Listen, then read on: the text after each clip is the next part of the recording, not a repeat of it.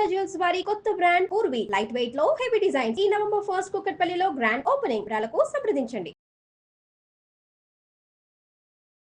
నమస్తే రమగారు.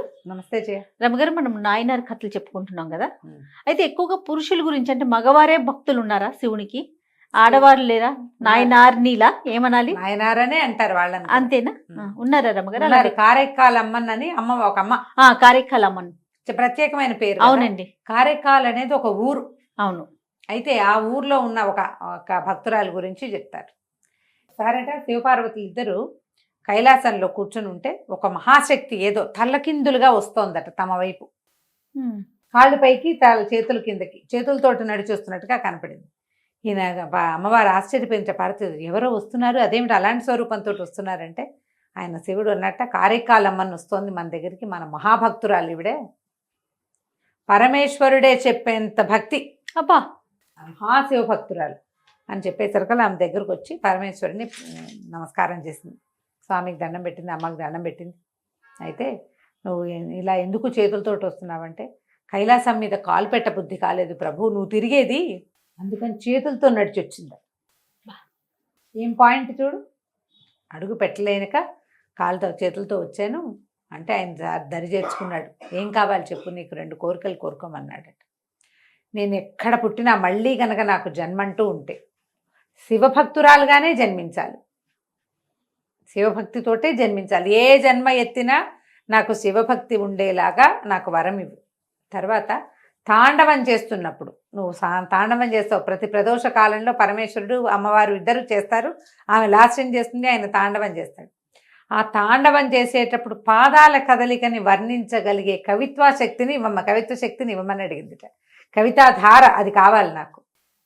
తాండవం చేసేటప్పుడు కదిలే పరమేశ్వరిని విభిన్నమైన కోరిక, ఆ పాదం అసలు అద్భుతమైన నర్తన అయింది, అది కావాలి నాకు అని అడిగిందట. ఈమె వర్ణించగలగాలి. నేను అలాగేనన్నట్టు ఆయన. ఈ కారైకాల్ అమ్మను కారైకాల్లో ఒక వైశ్య కుటుంబంలో జన్మించిందట. ధనదత్తుడని చాలా పెద్ద వ్యాపారి. ఆయనకి ఎంతకాలమో పిల్లలు కలగల. అలా ఉండి ఉండి ఉండి ఉండి ఉండి ఎప్పటికో శివాలయానికి తిరగ్గా ఆయనకు ఒక కూతురు పుట్టింది. అయితే పిల్ల చక్కటిదట, పునీతవతి అని పేరు పెట్టారు. ఈ పునీతవతి చిన్నప్పటి నుంచే ఆ అమ్మాయికి శివభక్తి. తండ్రితో కలిసి దేవాలయానికి వెళ్ళేది, తల్లితో కలిసి అన్ని రకాల పూజలు చేసేది. ఎవరైనా శివభక్తులు వాళ్ళు వాకిట్లకు వస్తే వాళ్ళకి బిచ్చం పెట్టేది. ఆసక్తిగా శివ పూజ కథలు, శివ సంబంధమైన గాథలు వినేది. శివపురాణం అవి చక్కగా కథలు నోటికొచ్చు. ఎవరైనా అడిగితే పొల్లు పోకుండా శివ స్తోత్రాలు అప్పచెప్పేది. ఎంతో బుద్ధిమంతురాలుగా ఉండేది. అయితే ఆ కాలంలో నాగసముద్రం అనే ప్రాంతానికి చెందిన నిధిపతి అనే ఒక వణిక్ ప్రముఖుడు వాళ్ళ అబ్బాయి అయిన పరమదత్తుడికి ఈ పిల్లని కోరాడొచ్చి. వాళ్ళకి చాలా ఆస్పాసలనే, అబ్బాయి మంచి ఉద్యమం వ్యాపారం అభివృద్ధి చేయగలిగిన వాడు. అయితే ఈయనేమన్నాడు, ఇది ధనదత్తుడు పునీతవతి బాబు లేక ఒక్క పిల్ల, ఈ నాగసముద్రానికి ఎక్కడికి పంపను, మా ఇంట్లోనే ఉంచుకుంటా, ఇల్లరికానికి వస్తానంటే ఒప్పుకుంటానని. అంత దూరం పంపించనన్నా? అంత దూరం పంపలేను, ఇక్కడే ఉంచుకుంటానంటే ఆయనకి ఇంకో 2-3 కొడుకులు ఉండుంటారు. ఆ పరమదత్తుడిని ఇక్కడికే తెచ్చి వివాహం చేశారు. ఈ అమ్మాయి భక్తిగా శివుణ్ణి కొలిచేది, భర్తని పరమేశ్వరుడిగా భావించి చక్కగా సేవించేది. చాలా బాగుండేది. అయితే ఇతను వ్యాపారం బాగా అభివృద్ధి చేశాడు. సరే, ఒకనాడు ఏమైంది, కొంచెం కాలంలో 2 మామిడి పళ్ళు ఎవరో పరమదత్తుడికి వచ్చినాయి. అంటే కాయకాలమే ఉంది, ఇంకా పళ్ళకాలం రాకముందే ఎవరి తోటలోనో పండినాయని జోడు పళ్ళు వచ్చాయి. జోడు పళ్ళు వస్తే ఆ జోడు పళ్ళని ఇంటికి పంపించాడు. పొద్దున్న 9 గంటల వేళ, 1 గంట వేళ భోజనానికి వస్తానన్నాడు. ఆ పూట ఏమైంది, మై 12 గంటలకి వంట చేసుకుంది. సరిగ్గా తమ కోసమే చేసుకుంది.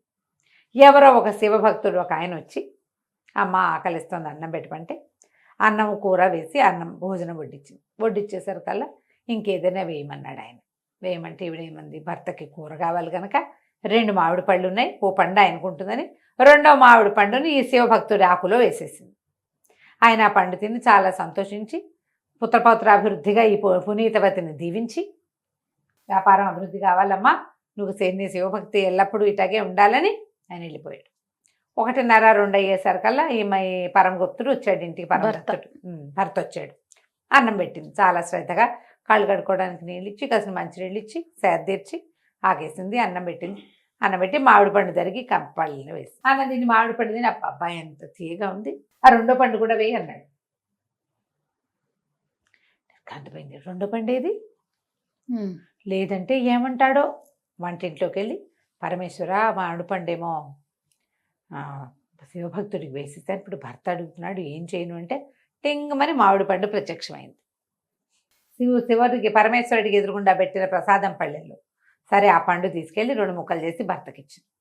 ఆయన ఆ పండు తిని ఏమే ఇందాకటి పండు కంటే ఇది ఇంకా తీగా ఉందే, తీగా ఎటా వచ్చిందే ఈ పండు అన్నాడు. ఈవిడ ఆలోచించుకుని భగవత్ ప్రసాదం అందుకని మెల్లిగా ఏం చెప్పింది, అది కాదండి పొద్దున మీరు పంపించిన 2 పళ్ళల్లో ఓ పండుని ఒక శివభక్తుడు వస్తే ఆయనకు పెట్టాను, మీరు అడిగారని పరమేశ్వరుని ప్రార్థిస్తే భగవంతుడు ఇచ్చిన పండండి, అందుకే అంత తీయగా ఉంది అని చెప్పేసరికి ఆయన తెలబడి ఏమిటి దేవుడు ఇచ్చాడు పండు, ఎక్కడైనా ఉంది లోకంలో? దేవుడు ఎటా ఇస్తాడు? చెట్లకు గాయిస్తాడు, చెట్లకి పువ్వులు వస్తాయి, చెట్లకి కాయలు వస్తాయి, అవంతా భగవత్ ప్రసాదం. అంతేగాని నువ్వు అడగంగానే నీ చేతిలో ఒక మామిడి పండు ఇస్తాటే భలే దొంగ మాటలు చెప్తున్నావు అన్నాడు. అనేసరికల్ పునీతవతంది కాదండి, అక్షరాల భగవంతుడే ఇచ్చాడు, పరమేశ్వరుడే చిదంబరేశ్వరుడే నాకు ఇట్లా సమర్పించాడు ఇచ్చాడు అంటే ఆయన ఒప్పుకోవాలి. ఏది నా ఎదురుగుండా అడుగన్నాడు. అనగానే ఏం చేస్తుంది, దండం పెట్టి పరమేశ్వర నీ శక్తిని నా భక్తిని పరీక్షిస్తున్నారయ్యా, ఒక్కొక్క మామిడి పండు ఇవ్వవా అని చెయ్యిట పెట్టేసరికి చేతిలో పండు వచ్చింది. ఆయన నిర్ఘాంతపోయి చూస్తున్నాడు పరమదత్తుడు. ఈ చేతిలో ఉన్న పండు ఆయన చేతిలో పెట్టగానే మాయమైపోయింది. ఆయన నమ్మలేదు. ఇప్పుడు నమ్మాడు, ముందు నమ్మలేదు కాబట్టి నిర్ఘాంతపోయాడు. మనిషి కాదు ఇది, ఏదో దేవతా స్త్రీ, దీంతో కాపురం చేసేది ఏమిటి? మనం దేవతా స్త్రీలతో కాపురం చేయొచ్చునా? పైగా ఇదేం భక్తి, పరమేశ్వరుడు అది అడిగితే గాల్లోంచి పండు వచ్చి చేతిలో పడిందే. ఈమెతో కాపురం చేయకూడదు, ఈమెను భార్యగా ఉంచుకోకూడదని భావించాడు. ఆ పూట కూరుకుని ఏదో వ్యాపార సంబంధంగా ఎక్కడికో వెళ్ళి అక్కడే ఉండిపోయాడు. రాల ఈమె భర్త కోసం వేచి ఉంది. పాపం చుట్టాలు పక్కాలంతా ఊరెళ్ళాడు. వాళ్ళంతా వ్యాపారాలకు వెళ్ళి వాళ్ళు 3 నెలలు 6 నెలలు వ్యాపారం చేసుకుని వచ్చేవాళ్ళు. సంవత్సరాలు గడిచినా ఆయన రాల. ఈ పిల్లకి అప్పటికి అప్పుడు వెళ్ళే 20 ఏళ్ళు అయితే తర్వాత 5, 6, 7 సంవత్సరాల దాకా రాలేదట. రాకపోతే ఏమైంది, అతను ఏం చేశాడు, వేరే ఊరు ఎక్కడికో వెళ్ళిపోయి అక్కడ వ్యాపారం డెవలప్ చేసుకుని వివాహం కాలేదని చెప్పి అక్కడ ఇంకొక అందాల భరణం చూసి పెళ్లి చేసుకున్నాడు. కూతురు పుట్టింది. ఆయన పునీతవతి అని పేరు పెట్టాడు, భార్య పేరే పెట్టుకున్నాడు. ఒక 8-9 సంవత్సరాలకి ఈమెకి ఇంకా 30 ఏళ్ళు రాకముందే ఈ ఫలానా గ్రామంలో ఫలానా నగరంలో ఈయన ఉన్నాడు, పరమదత్తుడు ఉన్నాడు, పునీతవతి భర్త అక్కడ ఉన్నాడని తెలుసుకున్నాడు. చుట్టాలు పక్కాలు వ్యాపారాల్లో తెలిసిపోతాయి కదా, అమ్మాయి మీ ఆయన అక్కడ ఉన్నట్టు అక్కడికి వెళ్దు కానీ పదంటే, మరి భర్తని వివాహం చేసుకుంది భర్త భోగించడానికి ఈ శరీరం అని భావించింది ఆవిడ. అందుకని చుట్టాలు పక్కాలు అందరితో కలిసి ఆ ఊరు వెళ్ళిందట. ఆయనది ఒక చిన్న పెద్ద సంస్థానం లాగా ఉంది. ఈమెను చూసేసరికి ఆ దేశపు రాజుగారు కూడా ఉన్నాడట అక్కడ. కాళ్ళు ఉనికిపోయినాయట అతనికి, భయంతో ఉనికిపోయేట వచ్చేసరికి.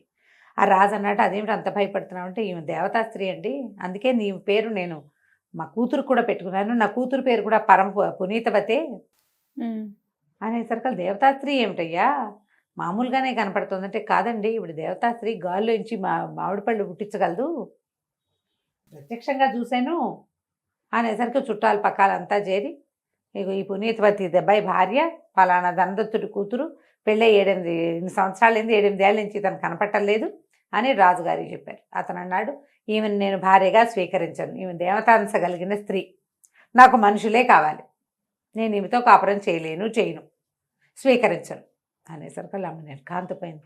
ఇన్నేళ్ల నుంచి ఈ భర్త కోసం వేచున్నాను కదా, ఈ యవ్వనము సౌందర్యము ఎప్పటికప్పుడు చక్కగా ఒంటికి నలుగు పెట్టుకుని స్నానం చేసి భర్త భోగించడం కోసమే కదా శరీరం, అతనికి సంతానాన్ని కనిపెట్టడం అదే కదా స్త్రీ కర్తవ్యం. దాంతో ఆవిడ అసహించుకుని ఆవిడ అనుకుందిట, నా భర్తకి ఉపయోగపడిన ఈ శరీరం వద్దు, నాకు ఈ అవయవ సౌందర్యము వద్దు, ఈ చర్మ సౌందర్యము వద్దంటే జనాలు చూస్తూ ఉండగానే ఆ శరీరంలో ఉన్న మాంసం కండలన్నీ హరించుకుపోయి ప్రేత రూపు వచ్చేసిందట ఆమెకి.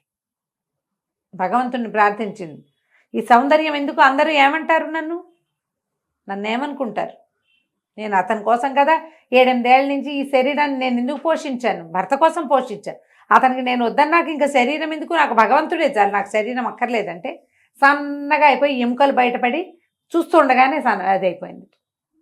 నిన్నమంతా ఆశ్చర్యపోయి సాగిలిపడి దండాలు పెట్టేశారట ఆమెకి. ఇక శివ పూజలోనే గడపటం మొదలుపెట్టింది. కారెక్కాలమ్మని అనేవారు ఆ పునీతవతిని. ఆమె ఎంతకాలమో పరమేశ్వరుడిని పూజించి కాలం తీరిన తర్వాత కైలాసానికి వెళ్ళింది. అబ్బా, ఆ కైలాసానికి వెళ్తూ వెళ్తూ కాళ్ళతోటి వెళ్తే పరమేశ్వరుడికి అవజ్ఞగా ఉంటుందని తిరగబడి చేతులతో నడుచుకుంటూ కైలాసానికి వెళ్ళింది. అంత భక్తురాలు. అంత భక్తురాలు. ఆమె అడిగినట్టు ఎట్లా అయిపోయిందో చూడండి. ముందు నా భర్త కావాలి, నాకు రావాలి లాంటి వాడు కోరుకోవాలి. కాలక్రమాన్ని ఎలా జరుగుతుందో అలా జరగాలని కోరుకుంది అంతే. దాని మీద ఆలోచించాల. ఎప్పుడైతే తనకి శరీరం వద్దనుకున్న శరీరం శుష్కింపు చేసుకుందో ఆమె యొక్క మహత్యము, ఆమె యొక్క భక్తి ప్రపంచానికి తెలిసిపోయింది. కారెక్కాలమ్మనికి ఆవిడ కూడా మందిరం ఉంది ఇప్పుడు. ఉందండి, ఇప్పటికీ ఉంది తమిళనాట. చూడండి, నాయనార్లలో స్త్రీలు కూడా ఉన్నారు. ఆమె కారెక్కాలమ్మని పేరుతోటే గుర్తింపబడింది. ఆమెను కోరుకుంటే భార్యాభర్తల మధ్య సంబంధ బాంధవ్యాలు బాగుపడతాయని చెప్తారు. ఈ నాయనార్ల గాథలు ఎన్ని సంవత్సరాల క్రితం ముందు వీరమ్మ గారు మనకి? ఈ 2000 సంవత్సరాల నుంచి జరుగుతున్నవే. చోళులు పాండ్యుల కాలాల్లో కూడా జరిగినాయి. మా భక్తులు ఉన్నారట. వాళ్ళు డైరెక్ట్ గా స్వర్గానికి వెళ్ళిన వాళ్ళు అంతేగా? అంతే, కైలాసానికి చేరుకున్న వాళ్ళు మన ముందే ఉన్నారు భక్తులు, పరమ భక్తులు. అదే అద్భుతం రమ్మ గారి. కార్తీక మాసంలో ఇలాంటి స్టోరీలు వినగలిగేంత అదృష్టం దక్కటం నిజంగా చాలా సంతోషం అనిపిస్తా ఉంది. మీకోసం నేను చదివాను, నేను కూడా అదృష్టవంతురాలు. అంతే.